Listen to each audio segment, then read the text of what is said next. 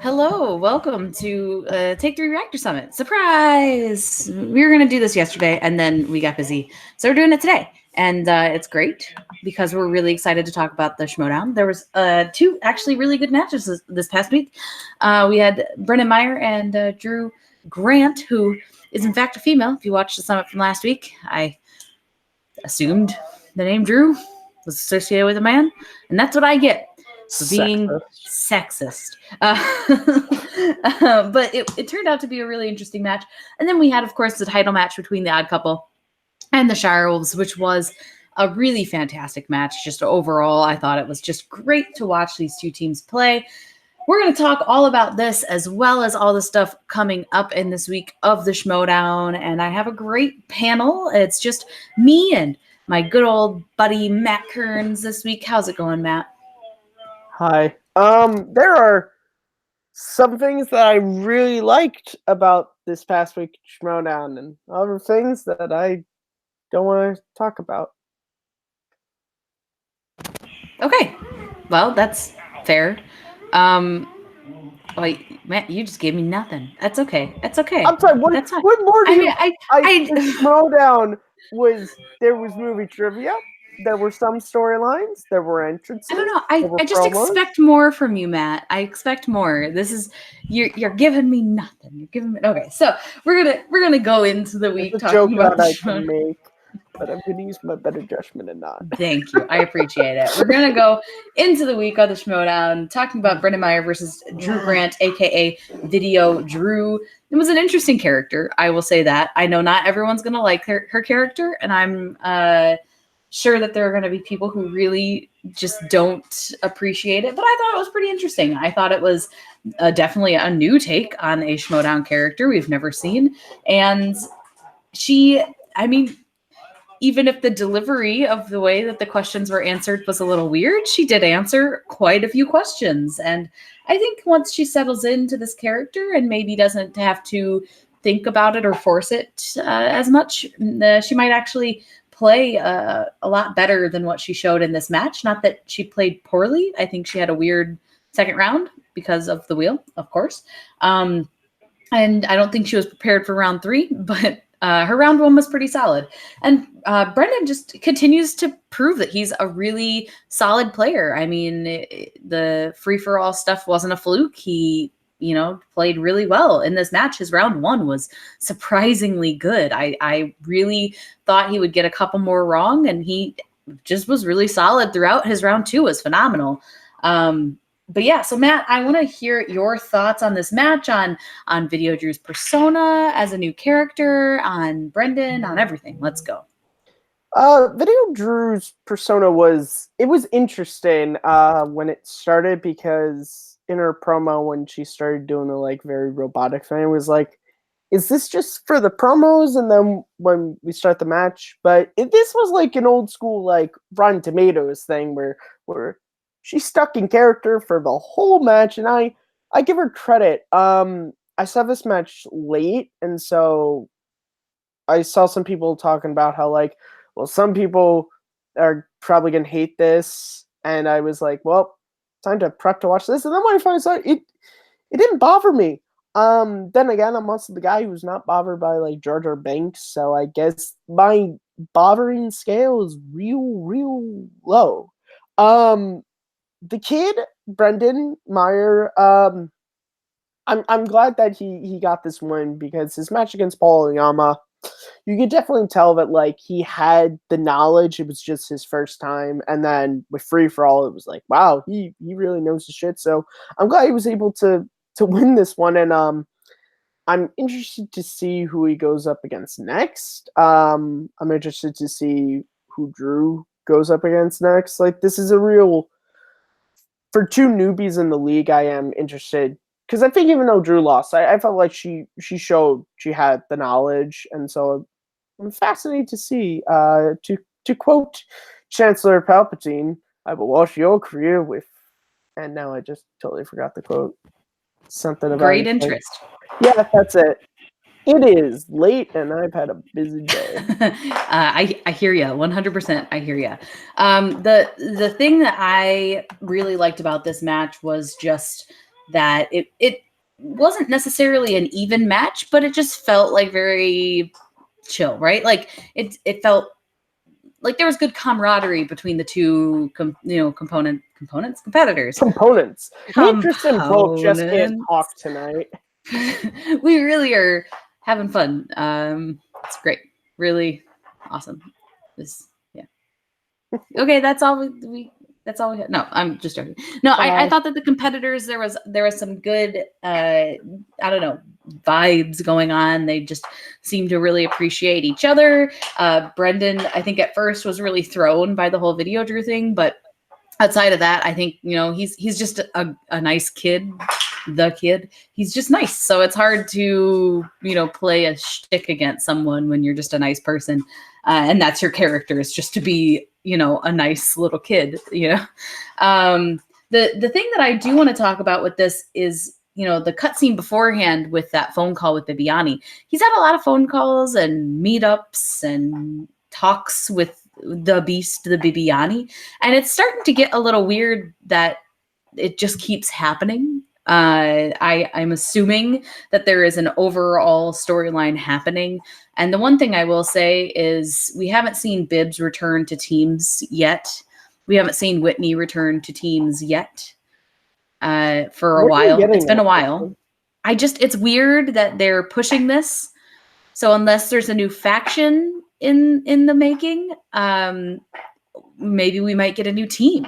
I'm sorry, but I had a better thing. I thought they're trying to prep a battle between our very own Chris Clark and Brendan Meyer to see who the biggest. Like, we're gonna have a William Bibiani Schmoedown. Who knows the most about William Bibiani? Who's the big? Like, I'm just imagining, like Clark sitting watching this kid, like that would be really funny on the phone. That would be, and really he's gonna funny. just hop on a plane and just fly over to California and just get up there. I would laugh if that happened.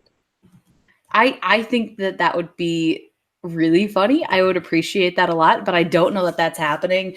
I kind of am going more towards maybe they're starting their own stable, their own faction, since this year seems to be the war of the factions, as the website had a great article about that. TriviaSD.com for all your Yes. trivia Schmoedown needs.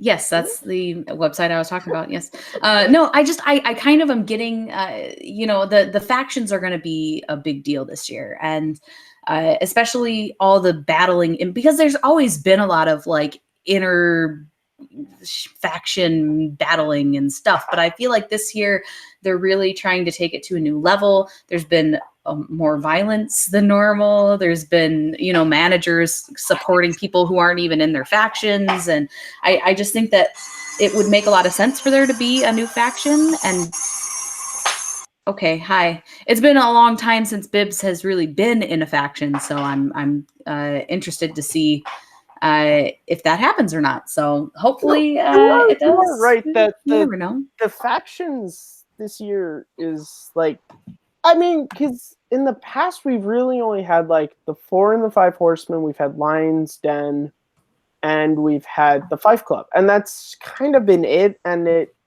never really felt like, I mean, like Lion's Den and 4 Horsemen kind of, they kind of like went at it for a little bit. I think after Burnett left, like it wasn't really that big. But this year, it's like everyone's joining a faction, everyone's starting a faction.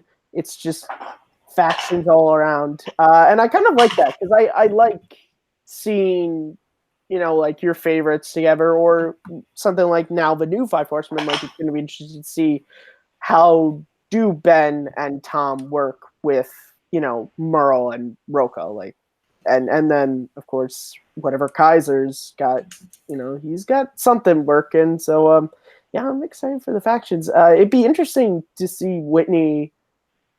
I would actually love to see Brendan and Whitney in a cutscene together. I just feel like that would be super funny. That would be really funny. I think that Whitney's got really great energy for cutscenes that hasn't really been used at all, because he's got such an interesting persona, and he's just kind of like himself, right? But he's I don't know, the way that he interacts and talks and stuff just is something that we don't see a lot in the Schmoedown. So I'd like to see it more. And I would like to see him in more cutscenes if they can get him around to be there more. But we'll see. There is another mystery about teams or factions or whatever that came out of this match, and it's who Video Drew's teammate is. Because, you know, when you're a rookie coming into your first match, you always have to, you know, apparently announce that you have a secret teammate. It was definitely a surprise because I had no idea. There was no anywhere on the radar that this new person to singles was going to be like, surprise, I have a great teammate coming out with me, you know, at some point in the future. Who do we think it's going to be? Is it going to be another rookie, or is it going to be someone returning to the Schmoedown? Because I don't believe she said it was going to be a rookie, but I honestly was just kind of more thrown for a loop that there was going to be any sort of new person in a team with her. It's going to be interesting. Who do you think, Matt? Anyone come to mind? It's so hard to tell because Drew is it'd be one thing if it was like, you know, she's on a show or something. You could be like, oh, it's probably her partner or something. But she's, as far as I know, I could be wrong, she's a writer. And I mean, not to say that they're writing partners, but I mean, of the people who are competing right now, I can't really think. I mean, I don't know. People I would like to see, I don't know, get Ben Bagley back. He hasn't been in the Schmoedown since 2015. That'd be funny. I don't know. That'd just be funny. I just like Ben Bagley. I'm more guessing that it's going to be someone from the website side of what if it's the Frosty? website, you know? Oh, that'd be fun. I honestly think that it would be interesting to see if Thad would come back into the Schmoedown as a mystery partner to take vengeance against everyone who's wronged him. Maybe? Kristen Smith, she's always wanted to get Thad back into the Schmoedown any way she can. She posts the gifts all the time. She loves Thad just so much. That's all she wants. Well, now that I'm on Team Thad for the Schmoedown, because, you know, last year I was like, no, poor Thad, but, you know, how dare you give in? Now I'm like, he kept order in this, and now there's all these commissioners being terrible and seeking vengeance against each other, and who knows what's happening? It's chaos. We need more Thad. So we'll see. I think it'd be interesting if he was on a team again. That if we need more Tom, we need to get Tom in the chair, and he'll take care of all this chaos. That was part of a rhyme. It was a weird rhyme. So in the chat, I just wanted to shout out some people who have their own thoughts on who the mystery partner could be. Yeah, so far it's Liz Shannon Miller, who debuted earlier this year. I think that'd be a great partner for her. Two real strong females. I'd love to see them in a team. And the other one is from our dear old friend Malcolm, who says maybe Jen Kemp. If Jen makes the trip out to LA enough to be in an active team, I would love that. I think that would be a scary team because Jen Kemp is scary. And maybe you didn't see it at the free-for-all, but she's scary. Let's not overlook the best comment that we've had, which is from our good friend and possible crazy person in Houston, Billy Belford, who says, I am the man. We love you, Billy. But I was also scared for Ben the entire time I was watching the live stream. But yeah, so we appreciate the chat. We like you guys. We love that you guys are active. So keep being active. We might shout you out. Oh, and the Billy Bedford says Hoyt, which is Mark, the other Mark. I think that him and Whitney could still be a possibility, but it would be cool to have. I did like him, and I would like to see him back to a match that they have the match they were in was so good. And it's like, can he come back because they lost? So he's got a losing record, but it was such a good match. He, like any other team they would have won against. So that's frustrating, but yeah, I would love to have him back.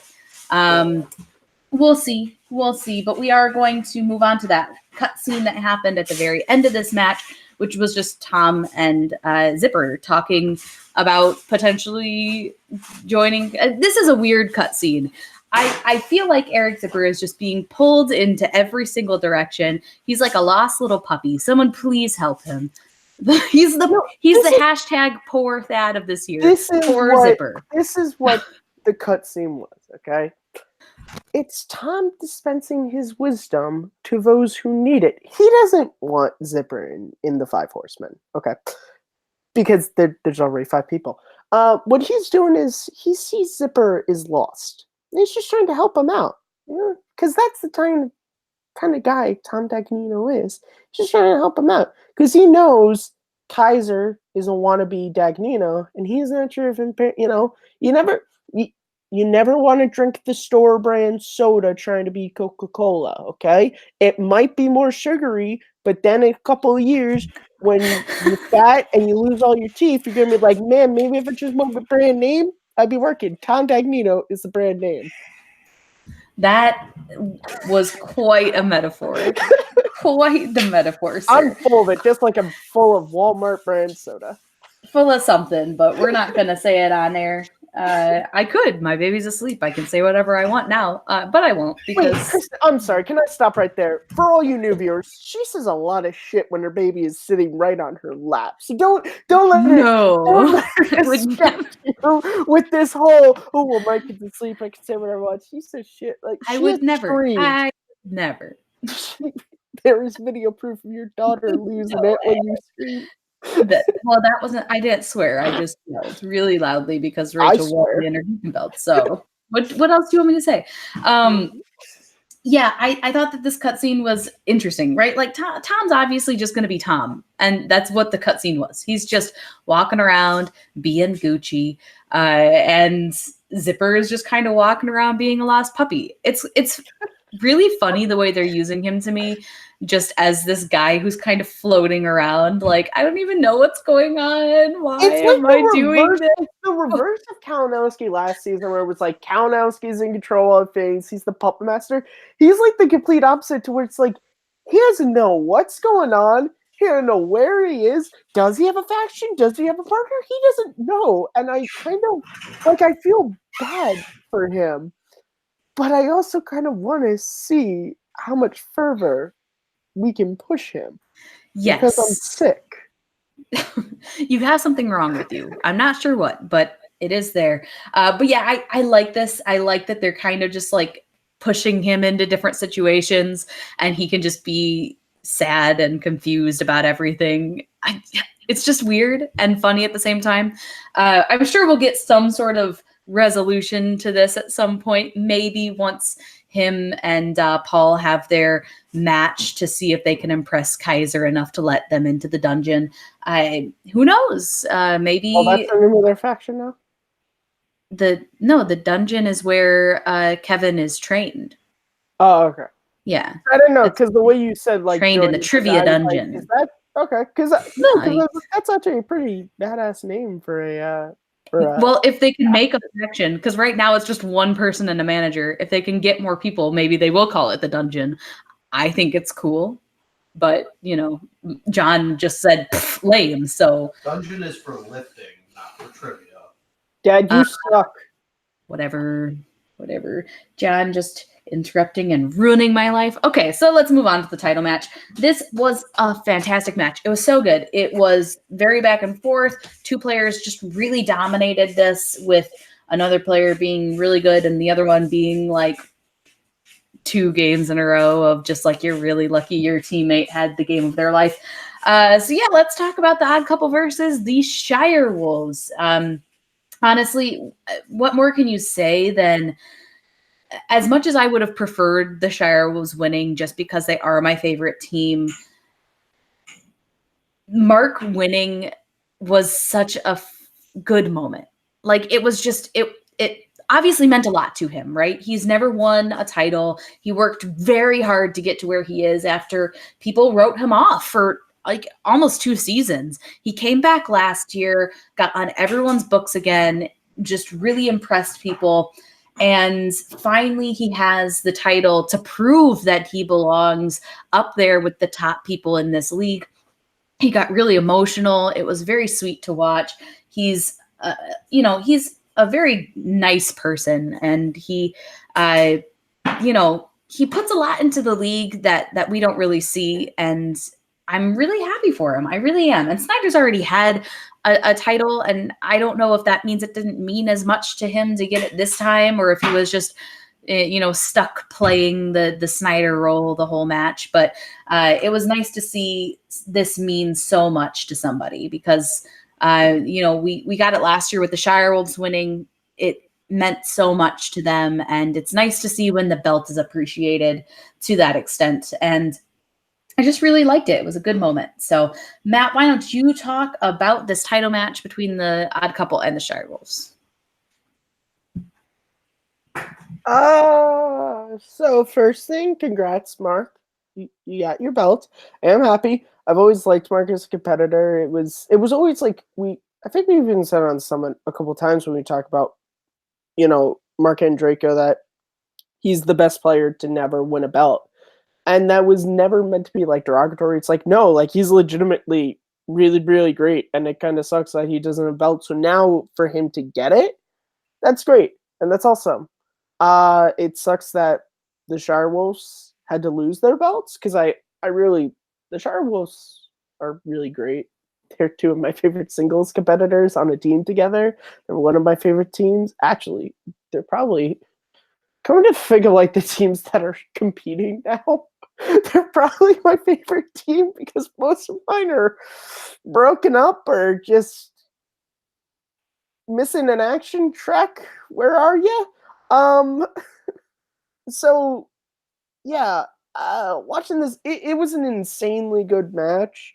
It's one of these, it just came down to the 5-pointer, which you love matches like this. When the Shirewolves won their belt, it was the same thing. Came down to the 5-pointer. So yeah, it sucked. It's going to be interesting to see Collision now, because the Shirewolves are getting an immediate rematch, and I mean it's in a couple of weeks. So that's my thing, is I'm just so I could be wrong, but I don't think we've ever had a title match back to back so close as this. Like, I can't think of the last time we've had Dan Murrow getting challenged after he won the singles belt. Okay, besides that, I mean, like scheduled, like these matches are happening. I think this is the closest we had, because when you really look at the calendar, it's only a couple weeks until Collision, which is awesome. Which hopefully we'll get to talk about the matches that have been announced. It does suck that the Odd Couple is going to lose their belt so soon. And it sucks for the Shirewolves that they're only going to have the belt. Who's the boss just has to win like 2 more matches, and then they'll come in and what is rightfully theirs. I know that the schedule is already out for the month of June and that everything's already set. But what if Dan Murrow thinks that the Odd Couple will be easier to take down than the Shirewolves, and they throw in a title match where the Odd Couple has to defend against the Founding Fathers before the Collision? Or what if Dan Murrow repeats history, and whoever wins the title match, they have to immediately face him? And them immediately come out. I literally made that prediction when we were talking about how he was going to use his title, Matt. So I'm not allowed to copy my prediction. This is the thing about working here at the Summit. It's great. You have to memorize every prediction everybody had since the beginning of the show. Okay? I have to just watch them all. I mean, which, by the way, I don't really think I got my due diligence, my credit, when I predicted that Kalinowski was going to have the Inner Geekdom belt by the end of 2018. I don't remember, getting that many pats on the back for that brilliant prediction. Well, it's impossible to pat you on the back because we're not in the same area. So Really? it's yeah. I happen to remember seeing you in New York. But Yeah, sorry. yeah. Not No, gonna but it would be cool. I mean, the other crazy thing I was just thinking about was what if we have our first three-way title match? Yeah, the cool guy in the chat actually mentioned that as well, hoping that the Founding Fathers make the title match a triple threat. So either you're copying off of him now too, or I'm just, you know what it is? I'm just apparently not original. That's what it is, I guess. Can I comment? Great Jim Carrey said, "Alrighty then." See, look, I'm just copying off of people now. I will now speak in only movie quotes for the rest of this. Here's looking at you, Wade. All right, so yeah, I mean, I don't know. Can you? I mean, I just want to say the triple threat match, like with 6 people, it's hard. Just imagine if it's hard to keep 2 teams together. Imagine having Roca, Snyder, someone that may be calm, but it can be explosive if he's pushed as a Drake on the table. Yeah. You know, passionate people like Rachel and Clark. It's gonna be a disaster. Well, and it's not a 3-round. It'd be different if it was a 3-round match. A 5-round title match with 6 people. Oof, that sounds terrible. Like, it sounds great for the viewer, but for like the people having to put it together, that sounds rough, man. Yeah, it's like 2 cameras. I don't know. One word. Yeah, that just sounds rough. I don't know. I kind of think that maybe it'll happen beforehand, just because they were kind of playing it up with. You know, when's he going to use it? And now seems like a good chance, maybe, if they want to face someone besides the Shirewolves. So it's going to be interesting to see what happens. We got a couple weeks before the collision for it to go down. But yeah, we haven't even actually talked about what happened in the match itself. Mark having just an amazing game. Like, I know what happened at the live event in Chicago, people were saying it's the game of his life. You know, that's the best he's ever played. This is quite possibly the best he's ever played. I mean, again, 2 matches in a row where he just owns the match, and he's playing against people who are really, really good. I mean, in Chicago, he played against Mark Riley and Ben Bateman and was the player of the match. And in this case, he's playing against Rachel Cushing and Clark Wolf, and is the player of the match. And that's really, really impressive to be able to do that against people who have not only held the belt before, like Mark Riley and Rachel Cushing and Clark Wolf holding the team's belts, but to though that caliber of player doesn't come around very often in the Schmoedown. And man, he was just really, really good. And Clark Wolf was the second person for player of the match for me. Like, she just had an amazing round 1. She was really good as well. I feel like Rachel, you know, maybe didn't have her best game. She was still very good. I just think that she missed a couple, and obviously that 5-pointer at the end really threw their game off. And man, the speed round went to the odd couple. Yeah. I could not believe how well they played on that speed round, and it's definitely something that the Shirewolves are going to have to look for in their rematch. And then Snyder is just like chilling. Like, I mean, he played fine in any other match against any other team. He would have been fine, but this is not the match to just be okay. He is very lucky that Mark Andreyko is his partner. 2 matches in a row where he is very lucky that Mark Andreyko is his partner. Because if he had someone who had played just as well as him, they wouldn't have won. It wouldn't even been close. This is not the Jeff Snyder that won back-to-back-to-back team championships with JTE. Where is that Snyder? Is this the new persona is just getting in the way of him playing as well as he is capable of playing? Because my God, what is going on? Abe, what's going on with you? I just want to say that I think indeed Jeff did not have the greatest match of all time, but I think he stepped to the plate at the moment when he was needed, and that was at the end of the speed run. He answered the last question to tie the game. Yeah. He put that's where you see him the championship level. He's like, I don't think he finished listening to a question when he jumped in. So he literally took it and take it, and that what he showed. He said, I mean, they would have won it still, right? It was 25. They would have won. 23. They would have won anyway. Yeah, if they, but like, even if they didn't tie it at that point, they still would have won anyway. yeah, but like, it's a difference, and I think that showed that Snyder still has it. And in his match against Riley, I'm not saying that he lost it or whatever.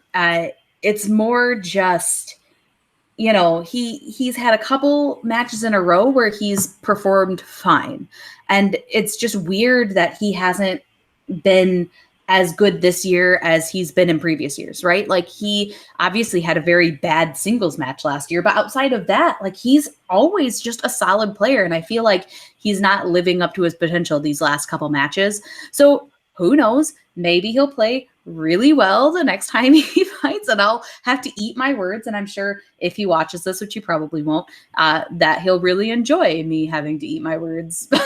But yeah, I just, it's just weird that he hasn't really in teams. I know. Okay, so the cool guy saying he played really well against Raleigh. You're right, he did. And he also said that he played really well against the Scream Queens. I agree. Okay. Scream Queens was last year, correct?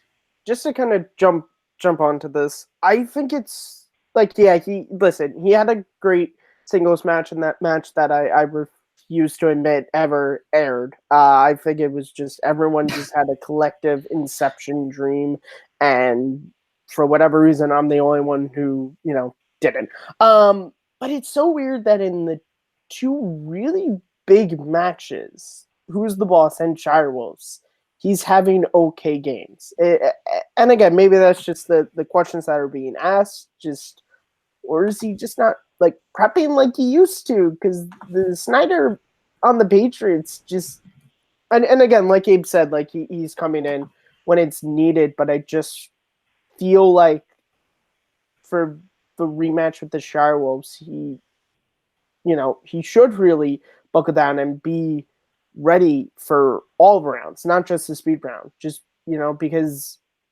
it's showing this match, like, going multiple choice or going for the 2-pointer can be the thing that decides the game. Getting the 1-pointer, getting the 2 points, that can decide it.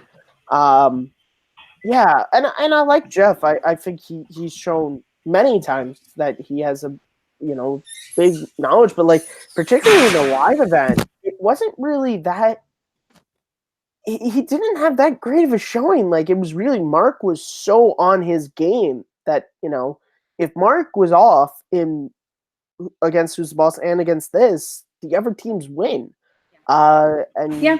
No, that's fair. And maybe I'm being too harsh on Jeff, because maybe I do expect more from someone who they are the record holder for holding any belt the longest. Maybe that's why I'm being harsh on him. I just think that, for someone of his caliber, people don't talk about him enough as being someone who is one of the greats of the Schmoedown. And this is kind of why, because he has matches where he is just ridiculously good. How can you beat someone like that, right? Like, he just knows everything. Like, against the Scream Queens, he was the player of the match. He played really well. And then, the next match out, he just kind of like sits there, and that's to me why he's not in more people's conversation for being one of the best players in the Schmoedown. Is he has these really high highs, and then he has really low lows, and there's just no evenness. Like, he can't just go on a streak and win and win and win anymore. He's, he'll win a couple, he'll lose a couple, or he'll win a couple and then his teammate will carry him a couple. There's nothing wrong with your teammate carrying you in a match. Everyone's got bad matches. That's why in a team's match, you have a teammate to help you to, get past some of these hurdles. But I just expect more from him. So here's me outing myself as a Jeff Snyder fan in the Schmoedown. No, I think he's got a lot. No, I also like that. Just got a lot that he should be doing, and I expect so much. Whenever I see him coming out in a match, I always expect it to be just an amazingly close match, and it was. But that's pretty much all on Mark that it was books. So I don't know. Like my like know. 11th grade French teacher who literally on my report card put not working up to potential. Mind you, I had no potential in French, so I don't know what she was talking about. At least, Kristen, you have kind of a basis for this. But I'm not mad. I'm just disappointed. I just hope Jeff, please, if you're watching this, message us because I'm going to set up an interview between you and Kristen Smith. I don't want to make an enemy here, and I feel like he's gonna watch this and be like, "Wow, she really doesn't like me," even though like I'm literally saying like you have some of the biggest potential on the Schmoedown to be like the top player in the league, and you're just not being the top player in the league. So I don't know. Did you hear that? I'm gonna clip that and send it to you. Just keep digging that hole, Kristen. I hear that. Is that John getting the shovel? He's doing something up there. All right, so let's talk about these cutscenes. We have Chance and Kaiser talking, and then all of a sudden it's Mike and Kevin going at it. And man, I'm just so excited for this Intergeekdom match. I want this Intergeekdom match to happen like now, like right now. I would love to watch it right now at this exact moment in time. It's going to be such a good match. Honestly, we have been waiting for Kevin to face Mike for just a really long time, because as soon as Kevin came out on the scene, it was basically like, oh yeah, he's going to go for the title. And it's only a matter of time before he fights Mike. And I think that the lead up to this match is going to be so much fun because we have two really strong managers on one. Well, we have two managers on one faction and also Kaiser. And they're all hilarious and they're all going to cut great promos. But then you've got the team around Mike who all has really strong personalities and will all be coming out to use them before this match as well, I'm sure. And then Mike, who obviously is a huge personality in the Schmoedown. And then you have Kevin, who maybe isn't the biggest personality in the Schmoedown. Like, he's not going to go out there and be Mike Kalinowski, who, you know, all last year was plotting behind the scenes and, you know, evil laughing in the sidelines. But the personality that he does have, he's the serious, dangerous person who just walks out there and scares the pants off of you. And I think that it's just going to be so much fun to watch the lead up to this. And this was just a taste of what we're going to get, I hope.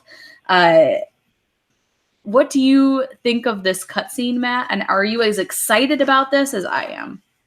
I thought this was a great cutscene. Despite what I say about Kaiser, I really like him as a manager. I like his character. I think his pairing with Kevin is fantastic. I like how it again, going back to this whole faction thing, I like how it starts with just two people and then more people sort of come in. I thought like Kevin just kind of with that, like, Ivan Drago stare he's got where it's just like very like no expression, no nothing, just staring Mike down, and Mike, you know, being Mike, you know, let me stop you right there. This is definitely one of my most anticipated not just Intergeekdom matches, but just like matches in general for this season. I think I said it on Twitter. I think this could be like Intergeekdom match of the year. And it's only an Roaring Contenders match, but I just think storylines and cutscenes and promos and then the match itself. I also think the thing I like about this is both of them want this title match for different reasons. Kevin wants it because he is the rookie and he wants that belt. Like you know, it's not like some rookies where they come in and they play singles and Intergeekdom. Like, he's just focused on that Intergeekdom belt and he wants it and he has to drive to get it. But then you also have Mike, who not on the redemption thing, but he wants it back. Like, I know Mike and I've spoken to him about this and he wants that belt back like bad. Like, I think, you know, like teams and corruption he cares about, but like Intergeekdom, he just wants to beat Rachel and get his belt back. And so having that going into this match is going to be crazy. And also, like, these are, you know, I mean, Kevin, it always seemed like Mike was going to be the person, if he kept playing the way he did when he was introduced, he was eventually going to have to get up to Mike, because Mike is the best Intergeekdom player that isn't holding the belt right now. Like, Rachel is, if Mike was holding the belt, then this be Rachel he'd have to play. I just want it to be June 22nd is when, see, I know things. I just wanted to be June 22nd. Like, I'm really interested for Shirewolves and Odd Couple, but like that's the thing I love is the fact of like there are title matches happening here, there are manager bowls, but all I care about is this number one contenders match. And I think the lead up going to be. I think this is just the start of it, and I hope so. Legitimately, I don't know that I have been this excited about a match in a long time. Like I thought that this Odd Couple Shirewolves match was going to be fantastic, and I wasn't as excited about that match as I am about this match between Kevin and Mike. I think it's just going to be, I can't even imagine the amount of knowledge that's going to be had. It's going to be a good match. If this is not a good match, I will be very sad because it is probably my most anticipated match so far of this season of the Schmoedown. And there have been some ridiculously good matches of the Schmoedown. Seriously, this is, people are saying, or, Christian saying that this is the magic season. It is. Legitimately, we've had some of the best matches we have ever had. We have some of the best new players coming in we've ever had. So many good cutscenes, so many good promos. I mean, the promo game, we haven't really talked about the promo game. The videos before anything even starts are so good this season. And we don't really talk about it that often, but man, they are just really good. Everything this year, the music they're choosing is even really good in all the cutscenes and everything. Like, everything is just on point. And to have a match in the middle of the year be, your most anticipated match, and it's not even a title shot, that's pretty impressive. This is going to be a great match. We also had a cutscene between Roxy and Ben. I don't know about you, Matt, but I'm kind of done with cutscenes of Roxy and Ben. Maybe I'm just still salty about the fact that she basically got away with physical assaults. Still. Okay. Like, great. Roxy, your team won. Cool. You're claiming that somehow if Ben joined with you, he would be a champ. Okay. Great.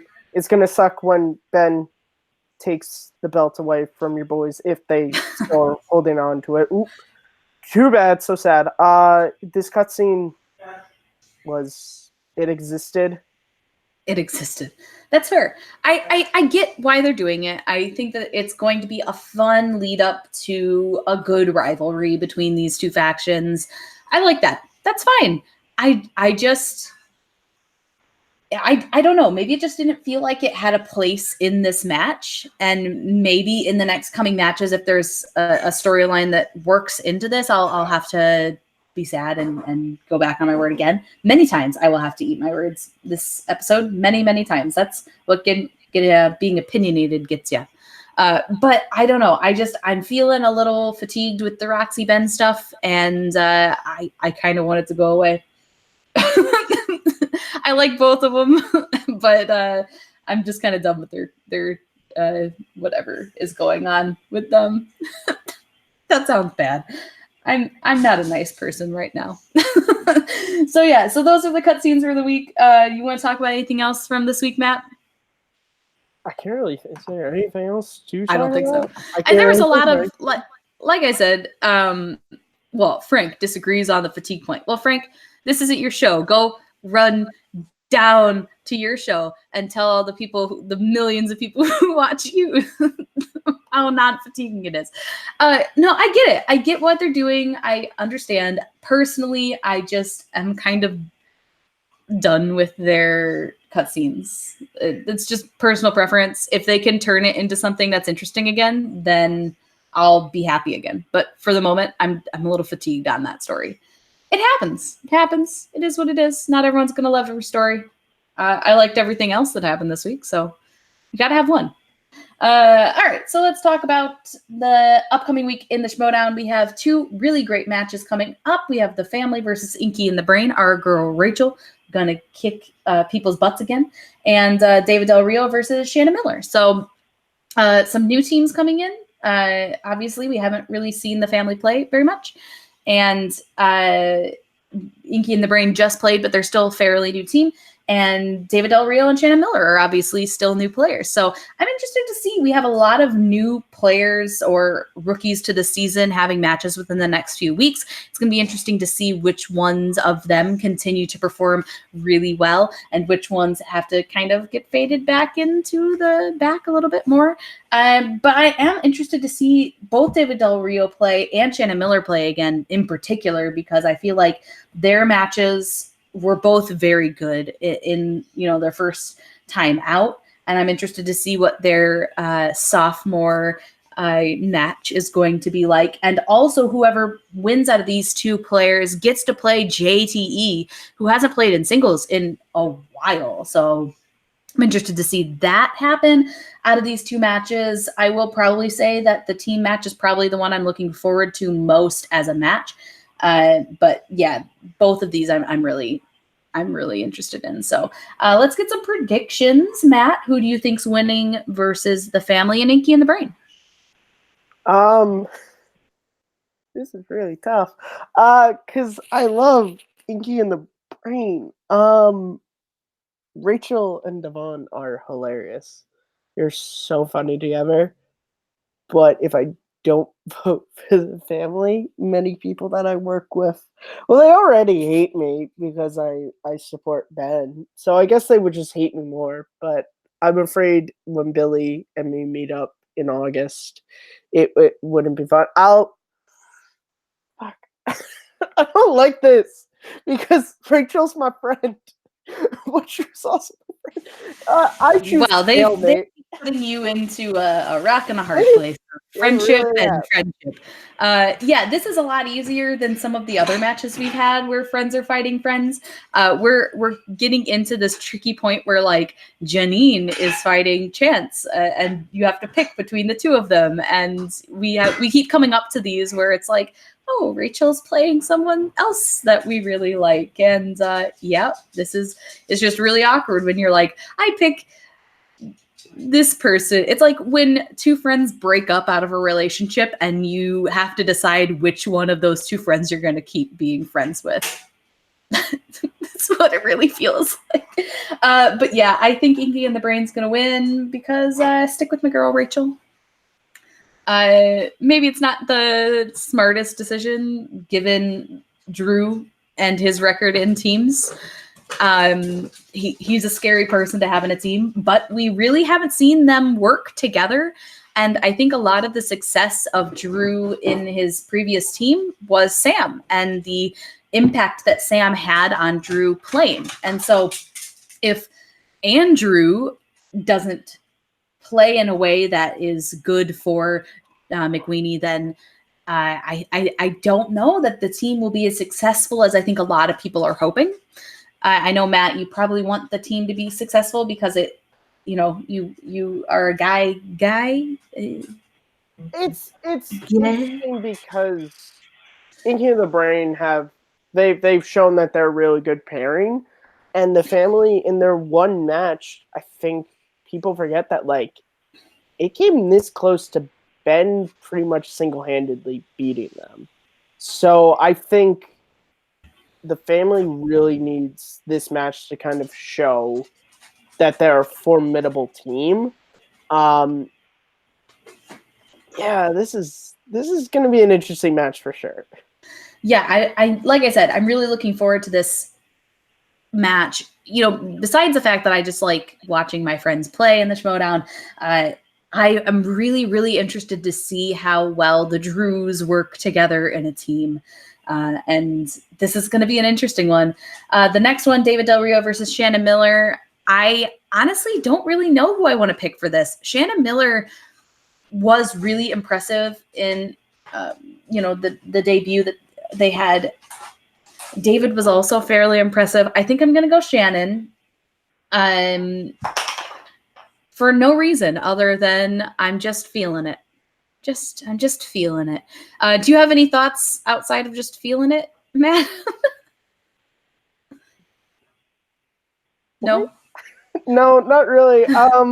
you're just looking at John. I get it. Like, it's two people who I'm gonna be perfectly honest. I watch a lot of Schmoedown. I don't really particularly remember their matches all that well. I mean, they were solid matches, but I'm with you. Their matches aren't like in it's the not forefront like of my I'm not brain like, right oh, now. David is so freaking amazing that he's gonna win. It's been a hot minute for both of them to have played, and maybe this is the case of their second match coming too late in the season. Maybe they'd have a little bit more momentum behind them if the match was a little bit earlier after their first match, because yeah, I mean, you're absolutely right. I remember that both of the matches were pretty solid, but outside of that, there's nothing of the matches that really sticks out in my brain. Like, oh, I remember this person, was really strong in round 2 or whatever. Normally, I can get some of that back into my brain when I think about their matches. And this time I just remember that they were both solid. Like, they both played well, and I'm interested to see them play again. But I think it would have been more interesting maybe to have them play a little bit sooner. And maybe that's just scheduling or whatever. But hopefully the momentum is not gone between these two people, because I think that they, could be really good players in the league if they can get some momentum behind them. Are you on the same page? Yeah, I think it's that problem you get in the Schmoedown.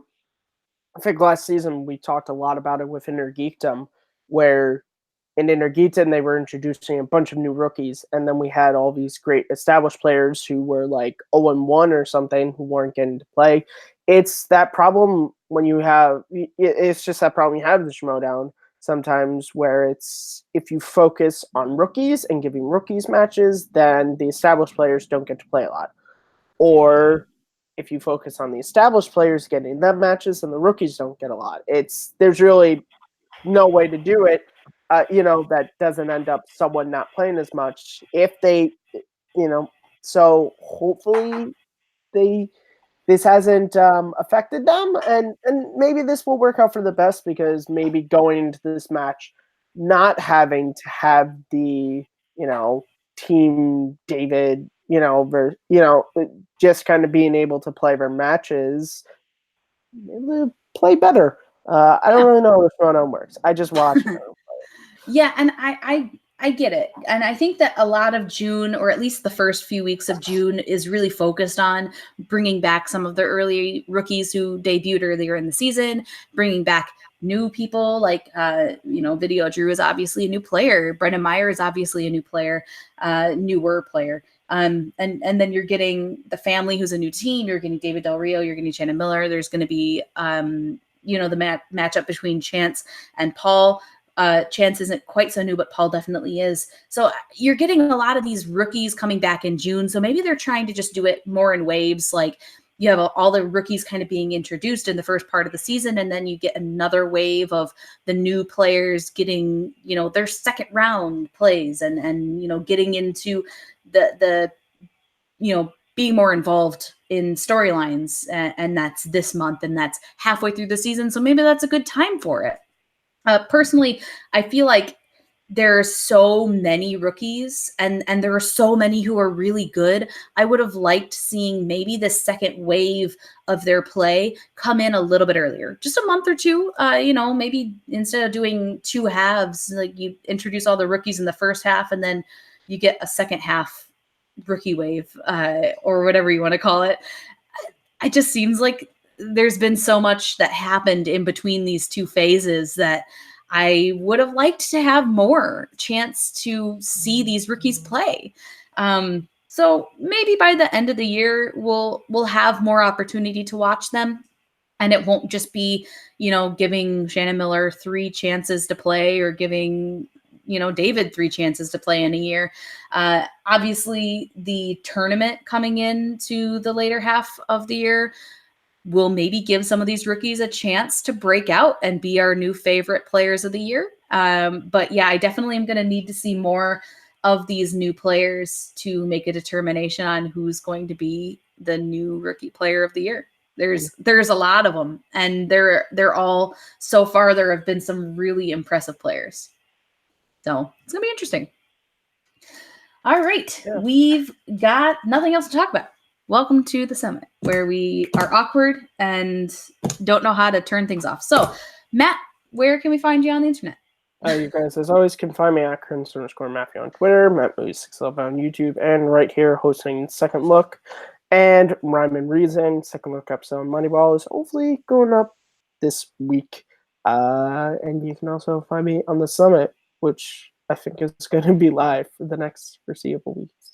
So fun. Yeah, I'm looking forward to some more live summits. I don't know when next week is going to be out, nor the following weeks, but it'll probably be out Sunday or Monday. Maybe Saturday. We don't know. Probably Sunday or Monday, though. We don't want. Well, you can do it. I just want to compete with our good friends at the Rundown. They take all the views anyway. We don't want to compete more with them. No, we love the Rundown. They're great. They're the best. 100%. I love them all. Yeah, you can find me Smith_K10, the number, not the word, at Twitter, Instagram, and Stardust. Even though I don't post anything on Stardust, I'm just going to keep putting it in there for the rest of my life. You can also find me right here on the summit. That's pretty much it. I know eventually I'm going to have the last episode of our Take the Thrones series out when I have time and when I feel like I'm not going to die. That's pretty much it. I thought that show ended. Are there more episodes to do? We have our last recap episode of the entire of our series to do, and I just haven't had time to do it. We really appreciate everyone who's been in the chat. These have been really fun to do live just because you guys in the chat have been fantastic. So thank you guys for showing up. Yusan showed up late. The cool guy's been great in the chat this whole time. Everyone who's been in the chat, just a couple shout outs there. But yeah, definitely we hope to do these live more often. And thanks for checking us out. And yeah, go watch some Schmoedown. Take care.